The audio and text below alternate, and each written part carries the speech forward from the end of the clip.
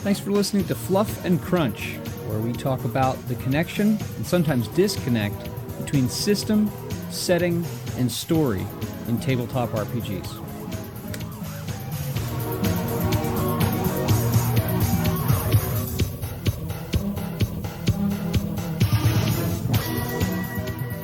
There we go. We are recording. Good morning. Hi, Jeremy. How are you, Chris? I'm okay. Wait, I'm going to use my powers to... You have not done any gaming since last we talked. No. Look at that. Amazing. I built some models, though, and that's the first time I've built anything since last summer. Yeah, I managed to finish my marking yesterday morning, which then left me with something like, oh, I can do stuff on my surplus day off. time. So I built some models, which I've been waiting to. Like what? There's a new Star Wars miniature game out, so I was building scenery for that. Very cool. You know, I like painting miniatures and I like building things. I need to have a reason for it though. Like I need to have I have a hard time sitting down and just like making stuff if I'm not thinking, oh, I'm going to use this for this game kind of thing. I need to get a better magnifying glass to complement my reading glasses so I can see those itty bitty details, but I enjoy that too. That's why I have a backlog of Marvel stuff, because I haven't played Marvel for like a year. So since the last time I played Marvel, I got stuff for like Christmas, but I haven't built it because I'm not going to use it. Yeah. Well, whereas hopefully the Star Wars stuff I will use. So that's cool. That's neat. You should take some pictures and send them to me. When it's built and more stuff, well, it won't be painted, but yeah, when there's more stuff built, I will. Good. Well, then let's get on to the business of our episode today. This is our follow-up to last week's episode, which was about spell building in Ahris. Now we're going to talk about primarily talents, correct? Yes, because 1 or 2 episodes on pimping your role-playing game weren't enough. So we've gone for 3. No. And it possibly would have been 4, but could be. Modiphius have actually released some new 2D20 stuff, which we will in the future be able to talk about. Yes, we can talk about dreams and machines soon, and we will. Actually, we'll do that as our next episode. Yeah, but we won't do Listen that to this. The next one is dreams and machines. All like 10 pages of its rules in the quick start. But anyway, that's for another episode. So let's talk about talents. Talents in Ahris. We were talking offline before we started recording about points and things like that. Really quickly, just to cover it. For those of you who don't have the game, and there is a discount code in the podcast notes to this, and I also put the discount code in the YouTube notes, so you can go, and that's good until the 5th of July. So anyway, talents are just like talents in any other 2D20 game. You know, they provide a mechanical bonus that's related to some story issue. There's a trigger, and then there's a mechanical effect. So there's typically a story/mechanical trigger, and then there's what the thing does.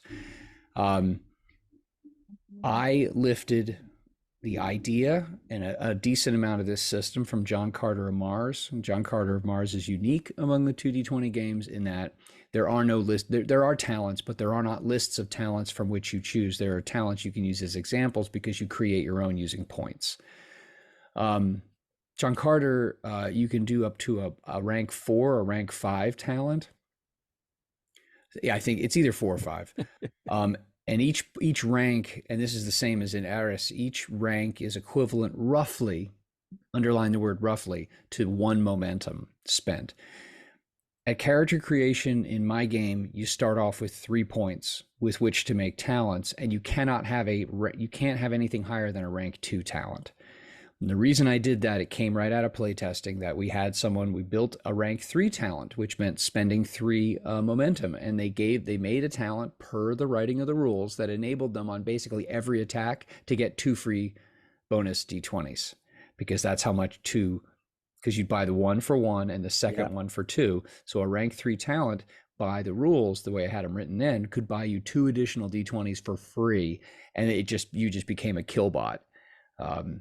And it was imbalancing. And I know balance, but it seemed broken. So I changed it so that a rank 2 is the most you can do. The The opportunity with a system that enables you to build talents is you can build your own talents. You can be creative and really come up with things that underpin mechanically and story-wise a character that's fully yours and not just made of off-the-shelf components. The downside to it is that it does add a layer of complexity, because you got to think through it and you've got to come up with something, and then you have to figure out beyond just like the rank 1 talent that's worth a bonus d20 or a bonus challenge die. There are a lot of creative ways to think about how to make this work. So that's what we'll do, some sample talents in this episode and whatnot. What are your thoughts? You just had a quizzical look on your face there. Was that I'm reaction? reading through it again, just seeing I haven't missed anything. Okay. While you were explaining the background of it. So do you have, what's your response? Any questions, comments, gripes, concerns, whatever? Not so. I mean, off the top of my head, John Carter did it in less space, but then they had example talents. Yes. But I thought they had more things you could do, but I think you might be right that in the end it all just came down to kind of, well, it's the equivalent of 1 momentum. So no, other than that, you have added in somewhere, I was just looking at it, the equivalent effect cost 2 points. Oh, since this, right. So this says, since this is akin to creating a trait, does that mean that if you have a talent that works like a trait, that would be worth 2 points then? In most cases, yeah. Because that's what it implies, but doesn't state. Okay. Well, think about it. After a successful test, you can spend 2 momentum to create a trait or a truth or that's just like 2d20 wide.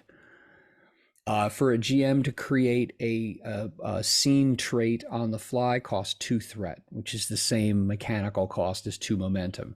So I figured the ones that I played in the main didn't have truths and traits. So even though I played Fallout a bit, we weren't really on board with the truth trait. So I didn't know there was like a clear link between momentum and truth / And so if my thinking then is if 1 rank of a talent is worth 1 momentum, then it costs 2 to create. I mean, to create a trait that is going, because I mean, think about it.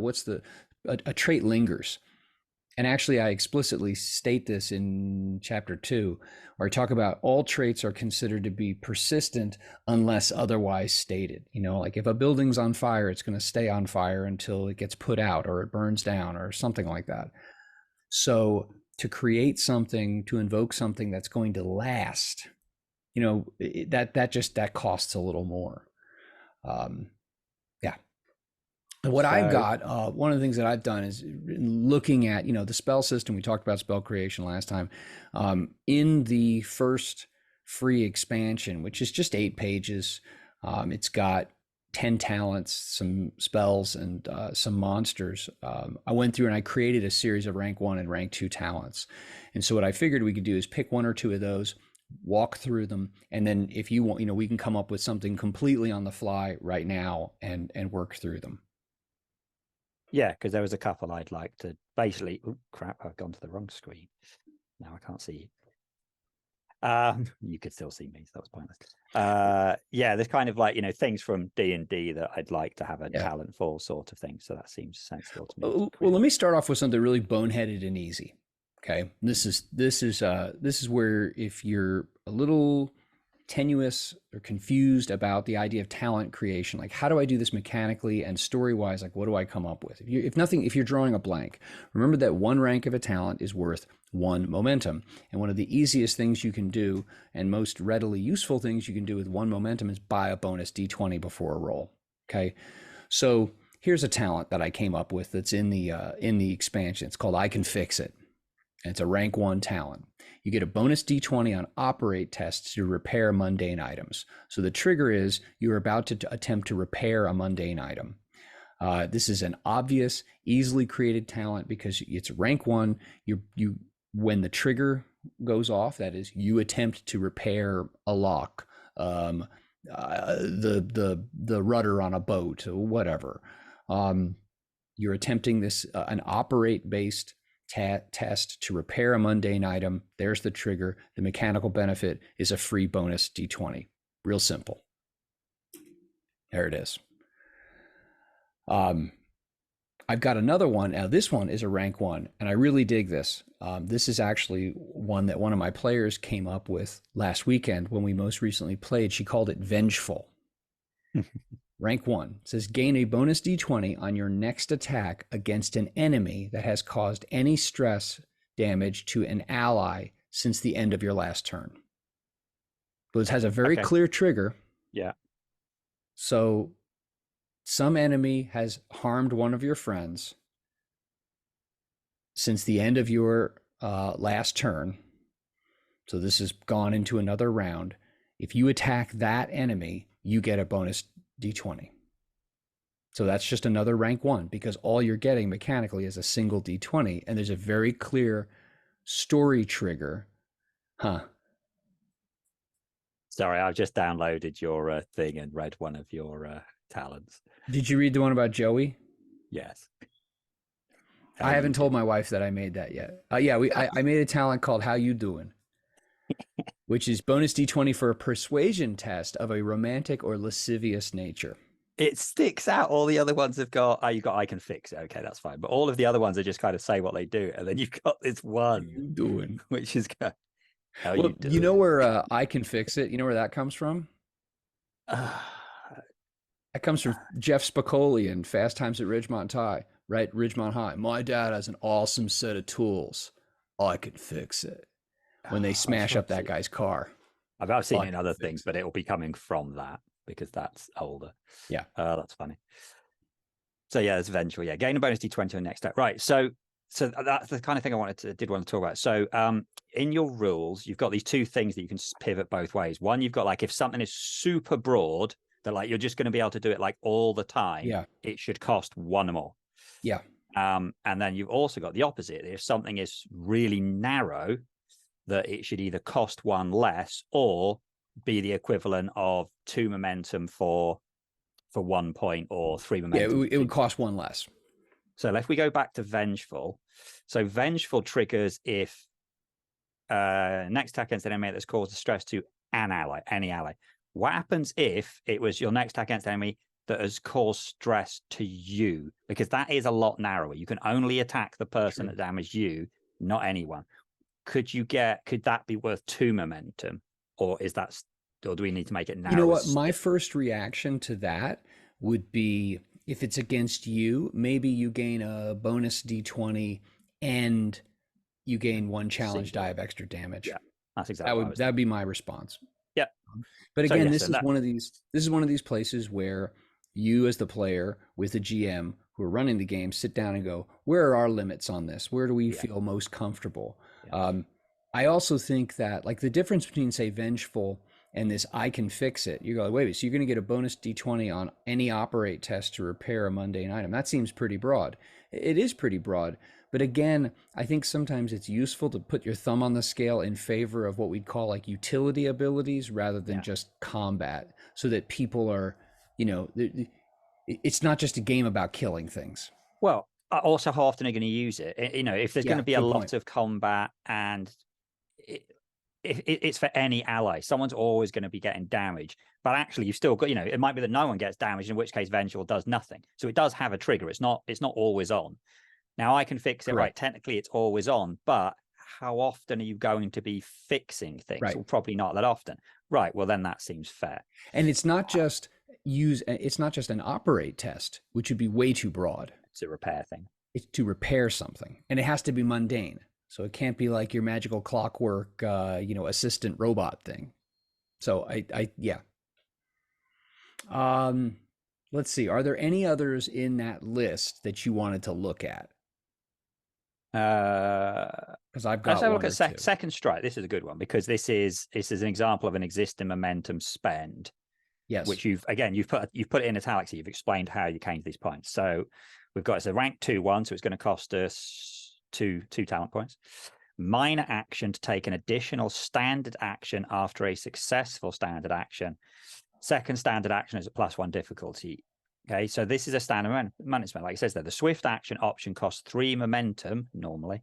Which is, so by the way, in all the other games, it's 2. I increased it because I felt like it. Right. This talent reduces the cost with 2 talent actions. Oh, and the use of minor. So you're making the minor action essentially worth a momentum. Because it is worth a momentum, because to buy an additional minor action is a momentum. So that's something else we could consider in if we have a combat. So like you've done here, if we have combat related things we want to do, we can have a thing that says, if you spend a minor action, then blah, blah, blah.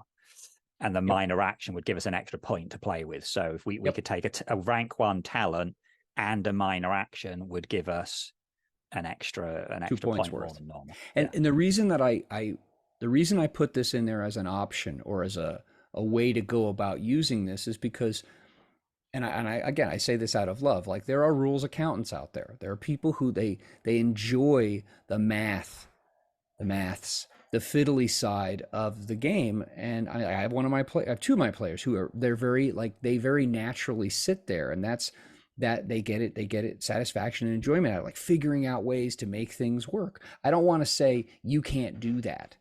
You're not allowed to play that way. So I wanted to provide that opportunity and show, like, cashing in or using a minor, which is worth this much, you could supplement. Like, look at the next one, sure-footed.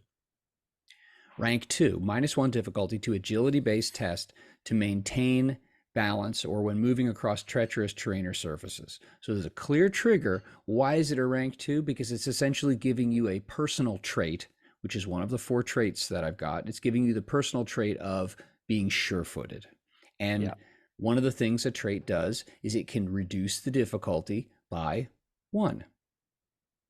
So I think the hardest thing, and I don't think it's hard, but the most challenging thing with talents is twofold. One is coming up with something you want your character to do, but then thinking creatively, not opportunistically, but like creatively, with going, okay, so I have up to 2 points to spend. That's worth roughly 2 momentum. What does momentum buy me? What other things are of equivalent costs in momentum that I could translate into this? Like supplementing it with a minor action. Cool.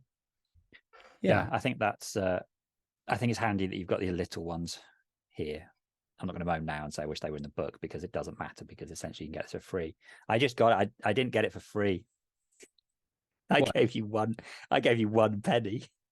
Oh, well, thank you so much. So I get wait, did you pay 2 cents or did you actually pay a penny? I paid a penny, so God knows what will happen. But you're part of the, like, Modiphius loves you thing, so you'll get the. I'll get half a cent. Yeah. I don't know if there's an exchange rate in that, so I might get like 3/4 of a cent. That's that won't happen. You'll probably get nothing, and drive through will get one. What will probably happen is the cost to do. Oh, I did it through my thing though. If I'd actually paid that on a card, it probably would have cost drive through to process the payment. Yeah, but I didn't. I did it through my my magical drive through money thing. Which, if I'd realized how much I had, I could have paid you more. Of course, you could have just given me it for free anyway. I would have given it to you for free anyway. Yeah, but now, you know what though? Now that I'll be able to go on there and see that there's an extra download, that'll like, stroke my vanity. One other one I want to look at here is esoteric recall that I put on the first page. It says it's rank 1. The character inexplicably knows a key fact or detail of immediate significance, may be used once per scene. Player asks a single question and the GM answers it with that detail or fact. And that might seem pretty powerful. That is why I made it a per scene.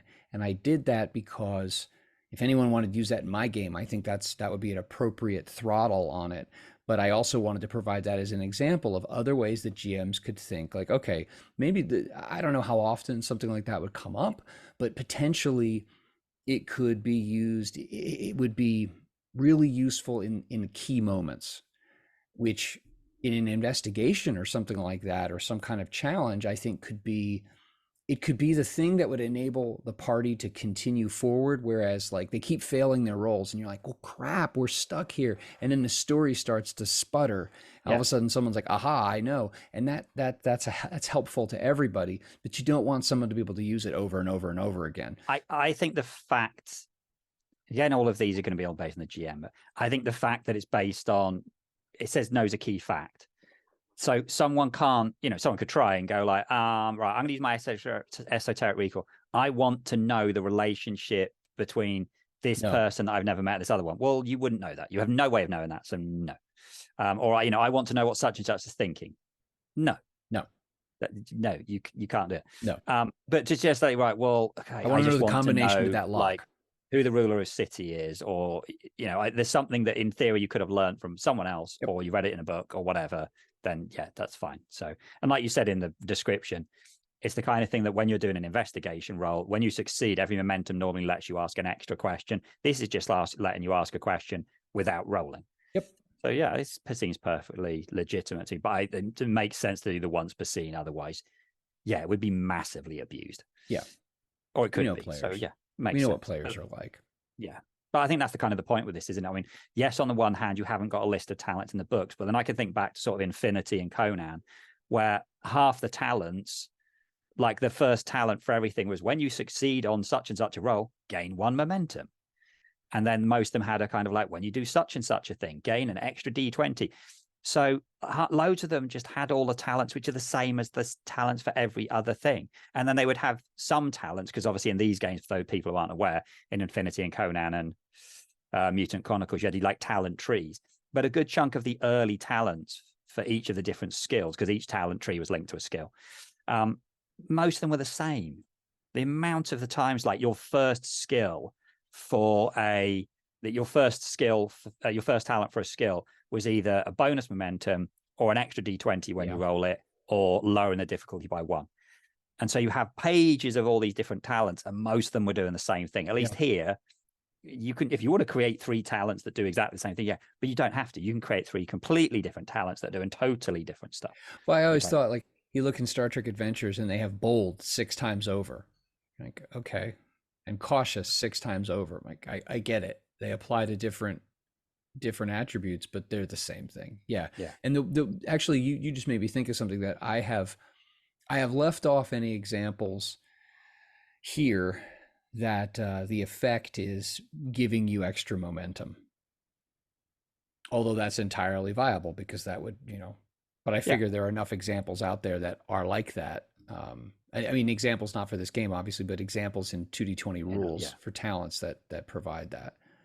And one of the things I think is really useful as a talent in not 2D, any game, is the kind of thing that says you can use a different skill to do something. Yeah. You don't need that talent at all in yours, because you don't have skills tied to attributes anyway. Right. So it's not an issue.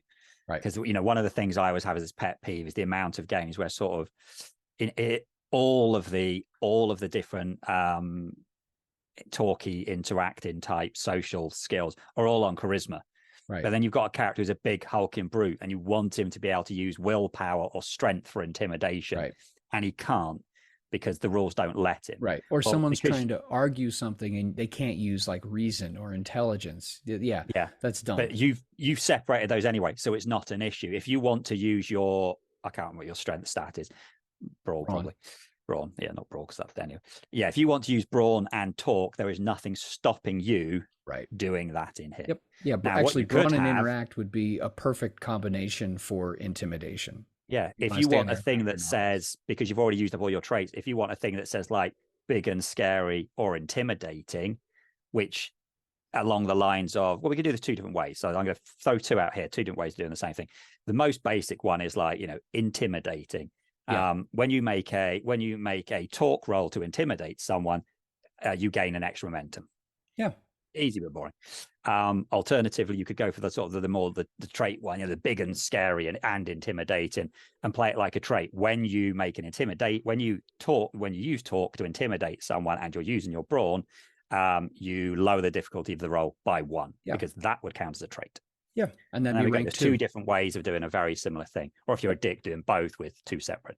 And I like to what we have here is a situation where you as a player can decide, well, do I want to create a talent that will give me a greater likelihood of success, that is through having an extra die, or lower the difficulty? You have a choice. And you have the flexibility of dumping both ranks for essentially creating a free trait, or you could spend 1 point and burn up your minor action. It just depends on how you want to do it. And again, I like I like meaningful choices where people can sit back and go, that's how I'd like to do it, instead of like a prescription where this is how we do every. I don't like that. Um, I don't like that. So anyway, that's why it's So there. one of the things I've got written on my sheet, which I think I've already got the answer for now. And we mentioned this in our spell thing. We said, wouldn't it be cool if you were going to be like a summoner and loads of your spells are going to be about summoning things? Wouldn't it be cool if you had a talent which helped you out? So Yeah. looking at this now, to me, the easiest way of doing this is you have a summoning thing, which then would work as a trait, which would lower the difficulty of any spell used to summon a creature by 1, which Yeah. is essentially it works as a trait. So it would be a rank 2 talent. Mhm. But lowering the difficulty by 1, is massive. So when most of your spells are going to be difficulty 2 or maybe 3, dropping them to difficulty 1, that's a big deal. Although the key here, though, is that you as GM would have to look at that and say, okay, how broad? Let's look at the trigger. How broad is this versus how broken? Is this broken? I would think that it wouldn't just be when summoning. Like if it were going to be useful, like you could use it every single time. So it's basically a permanent reduction in the difficulty to that kind of a spell. I would want a little something else on the trigger to specify the situation, or you spend all you eventually you have to Or you dump spend 3 experience talent into it. points. Now, one thing though to remember, spellcasters upon character creation, all 3 of their talent ranks are used up buying their spell casting. So when you Right. start off as a brand new sorcerer, you have no talents. Your talents is the fact that you have spells. Because that's a category of abilities that nobody else has, that recharge and you can do things with that nobody else can do. And so the only way you're going to, and I like this, I think this works actually, is that the only way you as a wizard are going to get really good at casting certain kinds of spells beyond having a focus, is through experience, which from a simulationist standpoint and a good story character development standpoint, you get experienced over time because you get better, because you practice, because you take time, and that takes time. Again, you don't start off with the corner office on day 1. It doesn't work that way. And so you as a wizard, you think, oh, I want, like, after you play for a while and you develop more spells and things like that, you think, oh, I'd like to be able to do it like this. So then you use experience points to build a talent to enable you to do it like that. Alternatively, use the rule in your Games Masters thing, which says you start with 5 talent points. Or that. And in that case, if you wanted to go gonzo and like higher power, that would mean that spellcasters would start off with 2 talent points, because they use 3. The 3 get burned up making or choosing their archetype. So you want to try to create a few? We just did 1. Yes, I want to do sneak attack. Ooh, okay.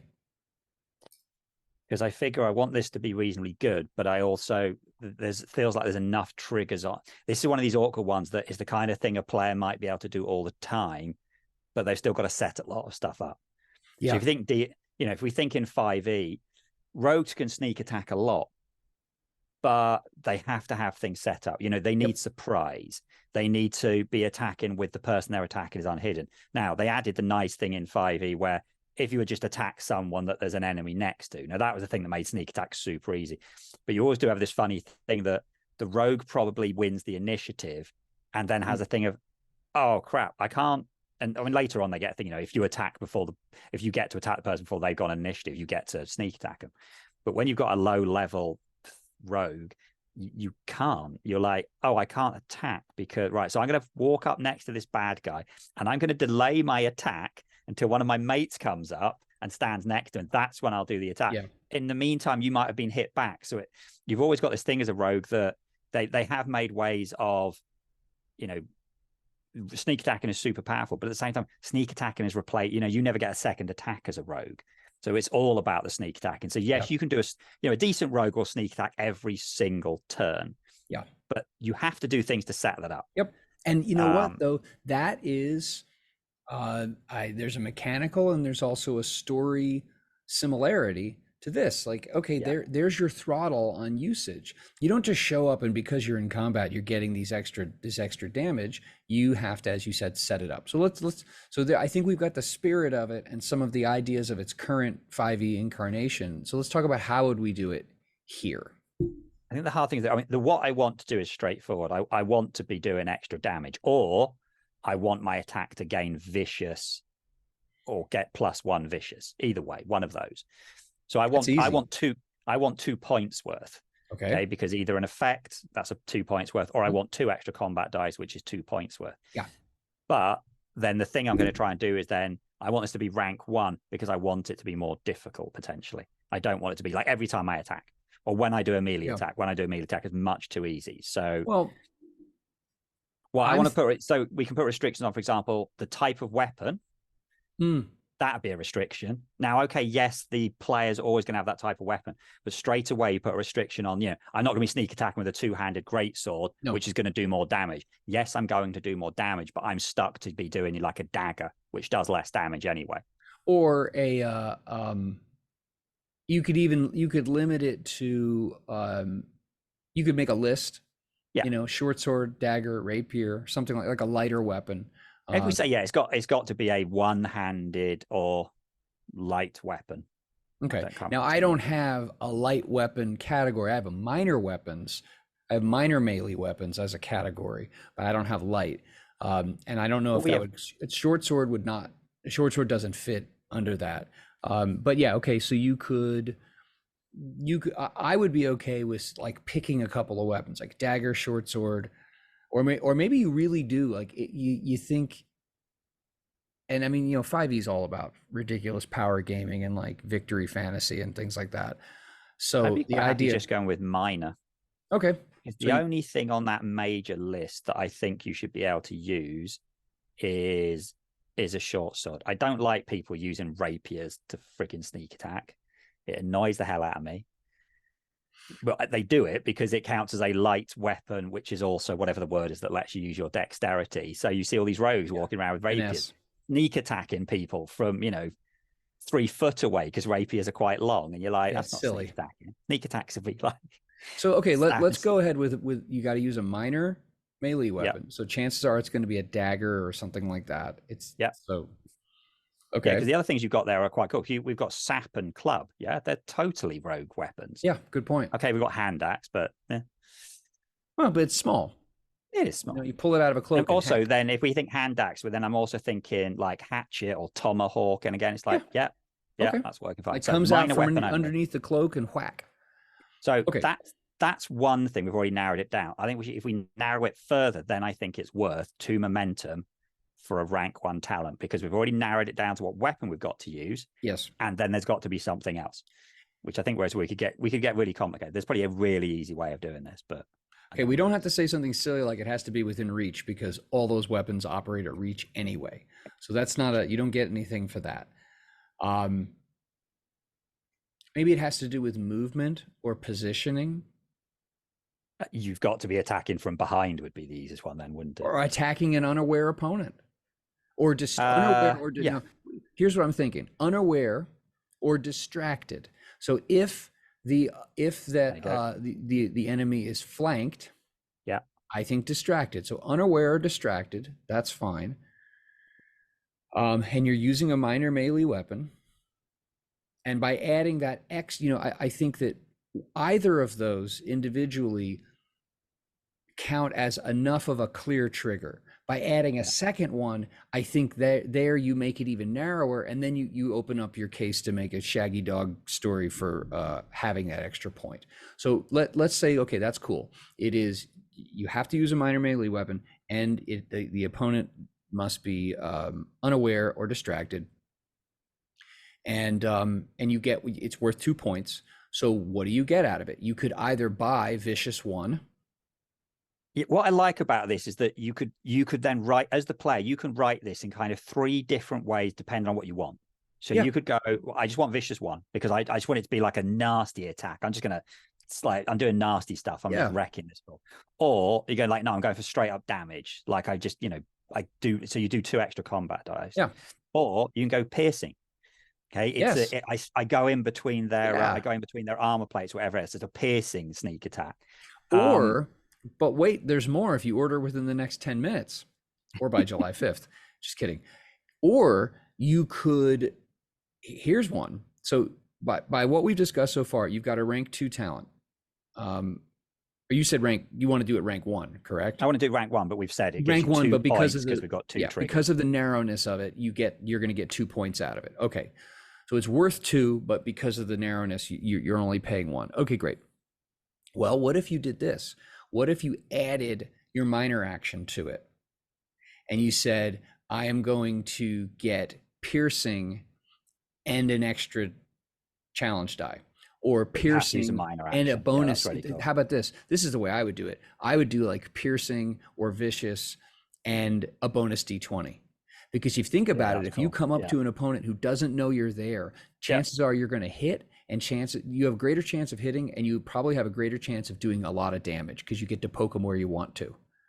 But see, then and I don't consider use of the minor action as you're giving up something that has a clear mechanical cost.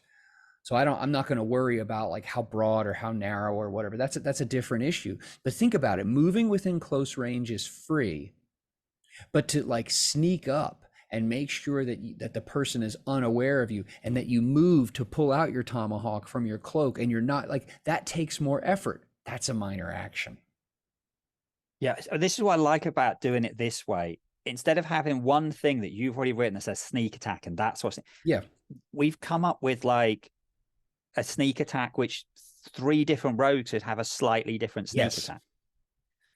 Which would be really, you can't do that in D&D. In D&D, a 5th level rogue they all do the same 3d6 extra damage on a sneak attack. They can use different weapons, but they're all using friggin' rapiers, because rapiers do 1d8 damage, unless they're like actually playing their characters properly and not.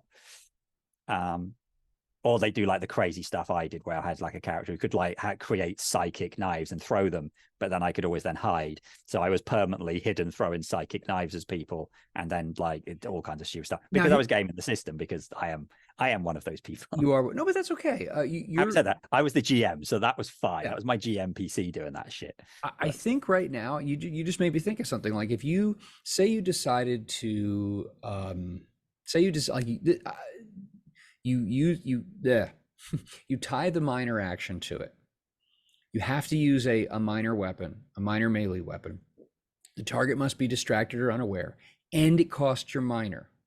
You could say this will add vicious 1 and a bonus d20 to hit.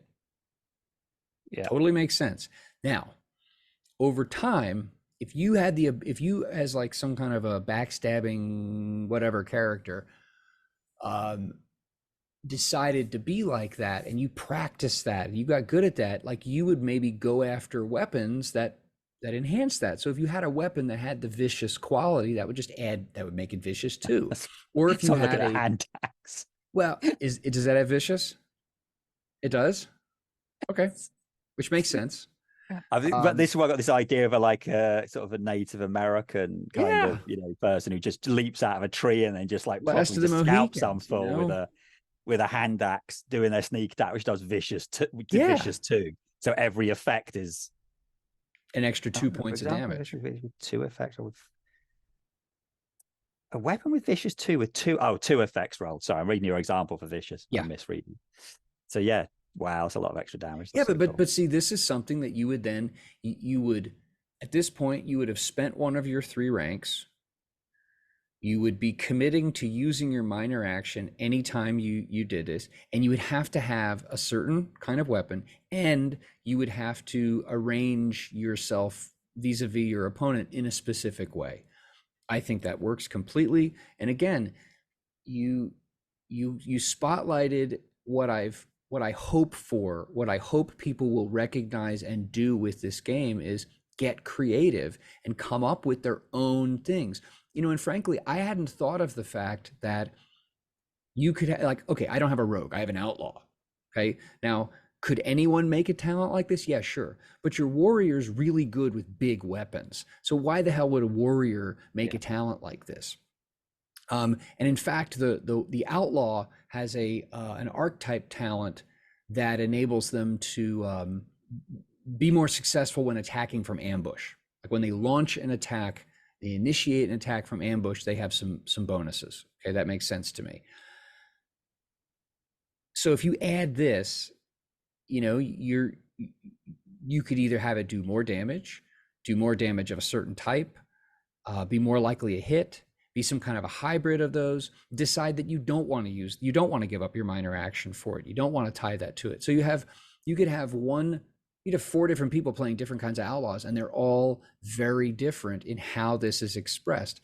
I hadn't actually thought about that. So thank you for pointing that out. I think that's really cool. You can really fine tune a character, and because you can add additional talents using experience points as you play in the game, because you know how it is. You build your character on the front end, and then you play the character, and you get to know how you really want to play it after playing it for a while. Then you tweak it. Then you add more things, and you tweak things, and yeah, I like that. Instead of being limited to what's on the shelf, you got this. Yeah, that's what I really like. I mean, it links to the thing I said why I really like. I know it goes 2 rules in, you weren't a big fan, but why I really like Pathfinder 2/5e, that as you level up in Pathfinder, you don't get class abilities. You get different feats, and you always have a choice. And so if you want to build your, like both, I mean, me and Brian played Pathfinder, both of us had fighters. We were like, let's see if we can do it. And our 2 fighters were completely different. Like my guy was a fighter who had a shield and like was tanky. And then I had a pet because that was a thing. Whereas Brian like was, I don't know, he had like a great weapon, and his was all about doing area things. And they were both created using the same base archetype, in this case, a class. But every time you leveled up, you just picked completely different feats from each other. And then we made feats that built on our existing feats. And that you can't do that really in 5e. Yes, you can go, well, I'm going to be a champion fighter and I'm going to be a battle master. But that's kind of there aren't that many options. You are still limited to the stuff that is on that subclass or in that character class. I like the fact here that you can, well, I want a talent that lets me do this. Well, there you go. You can have one. I like 50% of this talent. I don't like all this talent. Or, oh, gee, yes. I wish it did this thing. Now, returning to my inspiration for approaching it from this angle, John Carter of Mars. John Carter allows you to, John Carter has a limit rather on, you can only use like 1 talent per role. So if you have multiple talents that would be relevant, you got to pick one. I have 1 talent per turn. So you can't stack things. Now, John Carter has, through experience points, you can, and it's pricey, but you can combine talents. So you could take like 1 talent that enables you to do one thing in combat and another thing, and you can put them together by spending experience. And it's pricey, but then it enables you to do lots of things all at once. That's something that I am considering as part of supplemental additional material. I wanted to keep it simple. Again, we talked about this last episode. It's a lot easier to add house rules and add layers of complication than simplify an already complex system. So I am considering ways that you could improve talents like you can spells, or combine talents. But as it is right now, this is what we've got. But you can definitely add new talents through experience, and you can bank experience so that you could have 3 points or 2 points to spend on a talent rather, if you wanted to. Cool. All right, 2 quick things. One, shoot. You just mentioned only 1 talent can be applied on a single turn. Is a turn the players go and the round is the whole? Yes. Everyone? Yeah. So each player, you would be able to use a proactive talent and then a reactive one, because that wouldn't be your turn. Correct. Cool. Correct. Good point. Yeah. A round is the cyclical duration in which every present character gets to act at least once, and the turn is the individual moment where a character gets to act. Cool. All right, so last thing I wanted to be able to do with a talent, if I wanted a pet, like I want to be a ranger or a druid in druids have, what would that look like? I want a pet that like helps me or fights alongside me or whatever, but there's or I've got a familiar, something that does, they're always there and they're not useless. Because to me, that feels like a trait, but then it's like, you know what, how good is that trait? I actually that's something I'll address in like the next my next plan for a book for this is like World of Aris, more details on the races and other things and geography, and I'm going to add in some more rules. Well, Um, right off the top of my head for this, I was saying, right, it's a trait because it's something there, and also it yeah, has no trigger, so it has to cost one more at least. yeah, So to me, I was saying this is at least like a what's that then? So that's like a rank three. Well, you said no rank threes, but in this, oh no, there's a rank two, but it costs because it would be equal three to two momentum. It'd be a because it yeah would be trait. equal to yeah. Because it has such a broad, the trigger is essentially it's always on. So Yeah, I guess you can do that, but it is taking up all of your things. yeah, Now, in terms of how good that creature is, the easy thing to me is like, well, you've got your three different levels of NPC. It should just yeah, be the lowest one. yeah. Minor. Yeah. So it's you always have a minor NPC with you. Well, there you go. Those kind of things never bother me for balance so much because it's like it's that character's cool little pet thing that does stuff, which does make him a bit better. But I never see anyone go, oh, it's so unfair that your Yeah, extra little character thing there is in the spot, is helping the rogue, is taking attacks, is yeah, getting in the way. It's part of it becomes part of the group. yeah, It's like you might get someone goes, oh, it's not fair. The ranger gets to do two or twice as much stuff. Yes, but that thing that is there, like particularly like the amount of times that when me, Scott, and Brian are playing, and one of the characters has some other kind of animal with them, because it basically increases the party size by yeah, 50% because there's only two of them. yeah. And also they tend to have limited limited abilities, limited focus. They can't do any and everything. Well, And it's I know in mostly a they lot of can systems, like attack. to make the thing do something costs some kind of an action. Like it'll cost your bonus action, or it'll cost in this. So I'll address that, but I think yeah, you could definitely tie a talent to it. By spending the 2 points, it would become something like a trait, and then you could make it be persistent. Yeah, I guess you could say to make it attack or to change what it's doing, you have to use a minor action. Yeah, So, like on your first turn, you have to give a minor action to like attack that guy. But then if that guy gets killed, then it'll just stop. So like then to you've got to change change. Yeah, target to change what it's yeah. and actually, there's some precedent for that in the game that in the action and conflict chapter, at the end of the action and conflict chapter, there are the skirmish rules, which you haven't discussed at all. But I did write like small unit rules where I'm not going to get into it right now, but you can do that. You could fight like 20 or 30, have a larger group, and there's a way that I think that it can be handled mechanically without being a nightmare. And I do have rules in there for like if you're the leader and you have a couple of like your guard around you and there are some other guards in the scene, like how like there are ways you use minor actions to direct them, to make them go do things or change what they're doing. So yeah, I could work that out. Cool. Well, that's good. I think you've Yeah, covered a couple of the ones that you put in your first little expansion. yeah. Celestial Blade.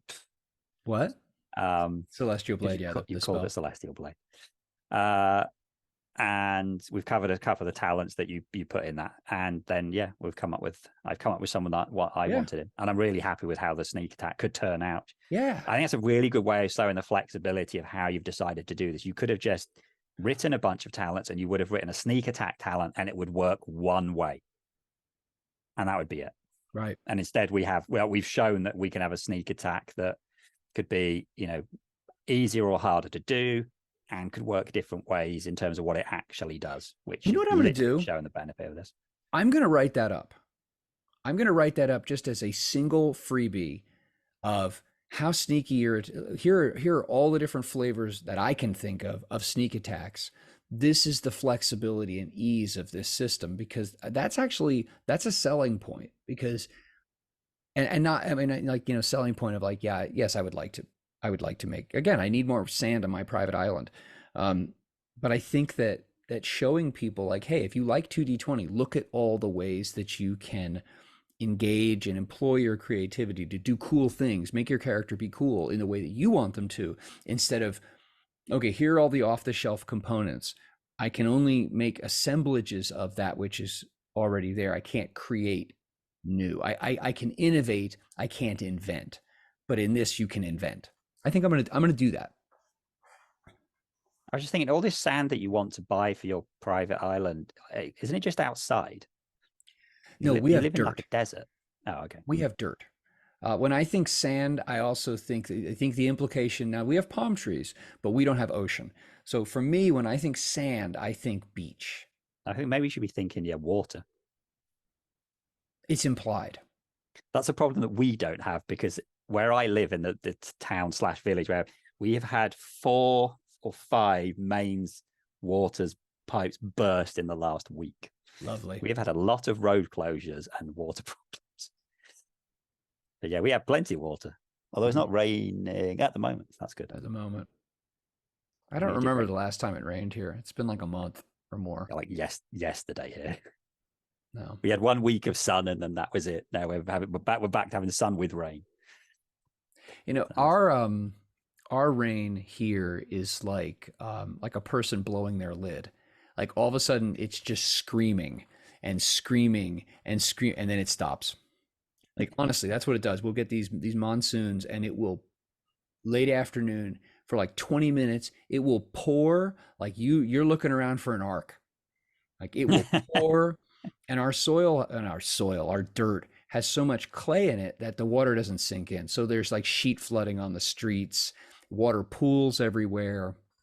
You'll go from nothing to like 2 or 3 inches of water in your backyard in a half an hour. Boom. And then it stops. Like the person flips out and then you look over there and they're just sitting in the corner going, and it's done. And then it comes back 24 hours later. It's like bam, bam, bam, bam, bam. And then it stops. There's no ramp up or slow down. Anyway, I think of a talent for the rain, something like that. Well, cool. This was excellent. You actually helped illuminate some things that I had hoped and some things that I didn't even realize it could do. So that's perfect.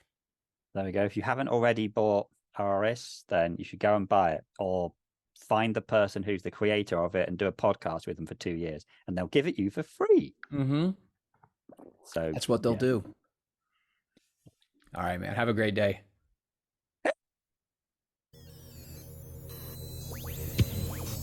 Thank you so much for listening. You can visit our show's homepage at anchor.fm/Fluff and Crunch. That's FLUFFNCRUNCH. We would really appreciate feedback and reviews on whatever podcasting platform you're listening to this on. Thanks so much.